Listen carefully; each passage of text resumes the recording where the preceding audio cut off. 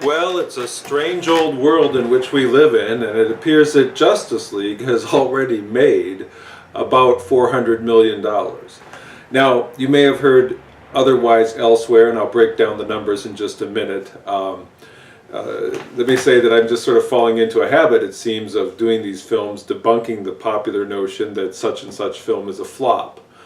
People called Valerian a flop because it only made something like 39 million in the US, but it made over 200 million worldwide, counting the US, so it made its money back.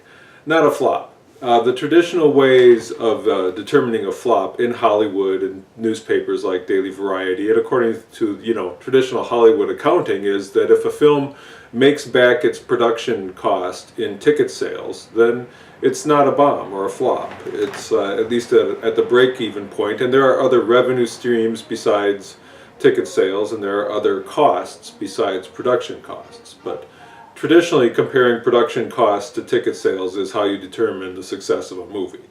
So by those standards, Valerian is a moderate success, not a huge hit, and Justice League has apparently made $400 million. So it's not doing great guns in the United States, that's for sure. But let me just break that down for you, and let me just tell you how these interesting tidbits of information are quite often buried. I mean, you have to dig them out. You would think that the good news writers writing for your internet news site or whoever would put the interesting piece of information first. But I found this piece of information in an article about how well Coco is doing, which is the new Pixar movie, about the Day of the Dead. And it looks like a fabulous Pixar movie. It's one that I want to see personally, even as an adult. And Coco has apparently made, I believe, it said over 70 million in the U.S. In its opening week, and it made like another 40 million in Mexico. So it's doing very well. And when you think of 40 million U.S. Coming from ticket sales in Mexico, that's a lot of Mexican tickets being sold. That's quite a few, so it's a huge hit down there, and it's doing extremely well in America as well, and more power to it. I love Pixar movies. They're more often than not, as long as they don't involve cars or planes, they're more often than not good movies. So the article was about Coco, and the article mentioned that Coco smashed Justice League. Justice League in its second week, I guess, and over the 5-day period, Justice League made, I believe it said, $40 million over the last 5-day period. And when you add that 40 million to the 93 million it made on its opening weekend, or maybe 92, so you have Justice League, that's not quite accounting for all the tickets, because I don't believe that accounts for the second weekend. But anyways, well over 100 million in the US so far. However, Justice League is considered a disappointment to the people who backed it, because the production costs were sky high, hundreds of millions of dollars, and Batman vs. Superman opened to 167 on its opening weekend, and the last Avengers movie opened to over 200 on its opening weekend. So an opening of 93 million for Justice League in the U.S. On its opening weekend was not considered a big success, even though that's a lot of money. But so buried in this article, it just happened to reference that Coco beat Justice League over the 5-day period, and then it said, as sort of an afterthought, it said, Justice League, however, has made $300 million internationally. $300 million internationally. So, in other words, this film is in simultaneous release, which I didn't really know that it was, but I assumed that it was. This film is apparently in simultaneous opening and release worldwide. And the 300 million internationally, if you add that to the over 100 million that they've made in the US, that gives you a total of over 400 million, and it's still playing. So it looks like Justice League could ultimately pull in north of 500 million at the worldwide box office, thanks almost entirely to the overseas market. But if it's pulled in 300 million this quickly overseas, that's probably got some legs, and it'll probably go for another 100 million overseas before it peters out. Because that's an awful lot of money to turn up in just the opening 2 weeks here. So yeah, it appears that Justice League will ultimately be a financial success and won't be a flop like some people have predicted it will be. Now, this puts the creators of the DC Universe movies in a very interesting position, because they let's put it this way: they are going to want to make a sequel, okay, and they're going to make enough money to justify a sequel. But they've received a clear warning from the American fans that the American fans are not really on board with the whole grim and gritty Zack Snyder version of the DC universe. They've received a very clear warning. And the fact that American box office is the weakest part of their box office for this movie, they should take that very seriously as a warning. So they're going to want to make a sequel. At the same time, I think they're going to want to cover themselves because they're going to have to worry that one of these times they will make one of these $100 million movies, or $200 million movies more like, and it will simply bomb and they'll lose a ton of money. They'll just lose a ton of money. That's going to happen one of these times with one of these superhero movies. It hasn't really happened to DC yet. I mean, they lost money on Green Lantern, I think, but they didn't spend that much on that compared to like the Justice League movie. So they're going to want to hedge their bets.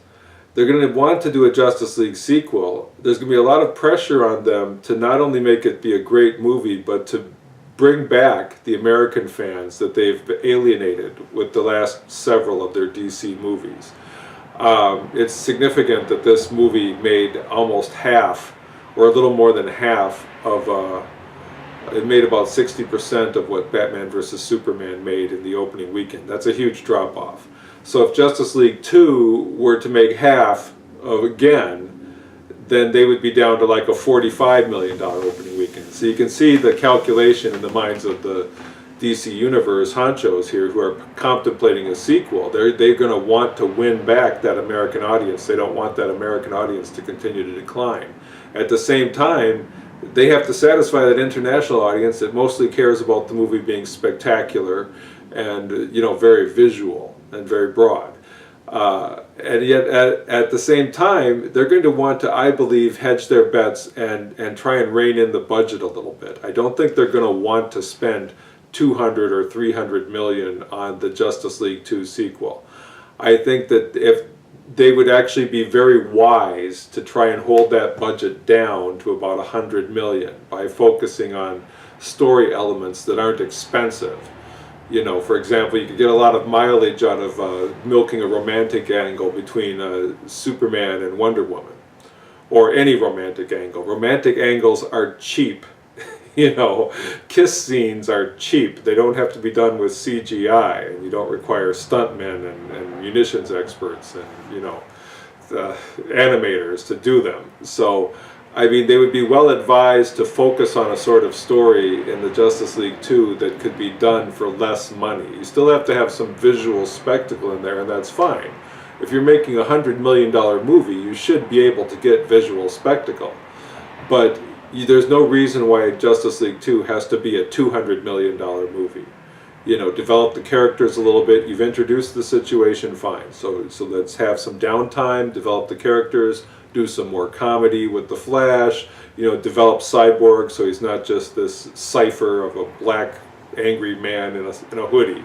You know, develop his character, you know, develop Wonder Woman some more. Wonder Woman, you can't put enough focus on her. She's probably the most popular part of this franchise right now. So my son tells me that Aquaman is the next movie coming out from DC. And when you think about it, Aquaman is not a surefire bet. And if Aquaman, let's say it isn't a huge flop, but it isn't a huge hit. Let's just say it's in that gray area, that it does fair to middling, okay? If Aquaman is not a hit, and it's just in that gray area, that middle area, then that puts even more pressure on a sequel to Justice League to carry the whole ball and to reinvigorate this entire scheme of doing a DC universe of movies. So it's going to be very interesting. Since Snyder's apparently out, it'll be a very interesting decisions that they're going to make regarding this Justice League sequel. And I will be very interested to see who they put in charge of it, who they pick for the director, and who they're picking for the screenwriters.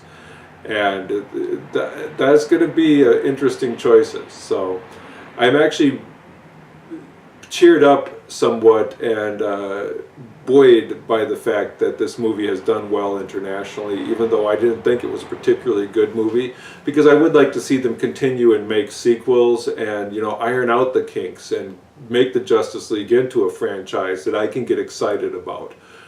Before I heard this news about China, not China, but the international market, I wasn't particularly looking forward to a sequel, because if this movie Justice League had tanked internationally, then the sequel would have been a very, very low rent affair if it was even got made.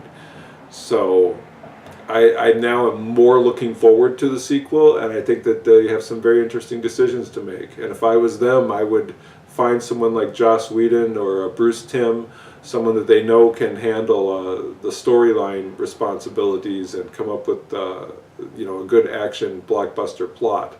And I would throw all the money at those types of people, that it would take whatever it took to get them to sign on to Justice League 2, and to bring it in on a reasonable budget. But spend money on the director, because that's important. So that's my take on it. Wow, Justice League 2 made a lot of money internationally. Good for it. You know, not my favorite superhero movie. If you haven't seen either Justice League or Thor Ragnarok, go see Thor Ragnarok. But good for Justice League 2. I'm glad it made some money. I'll be seeing you again.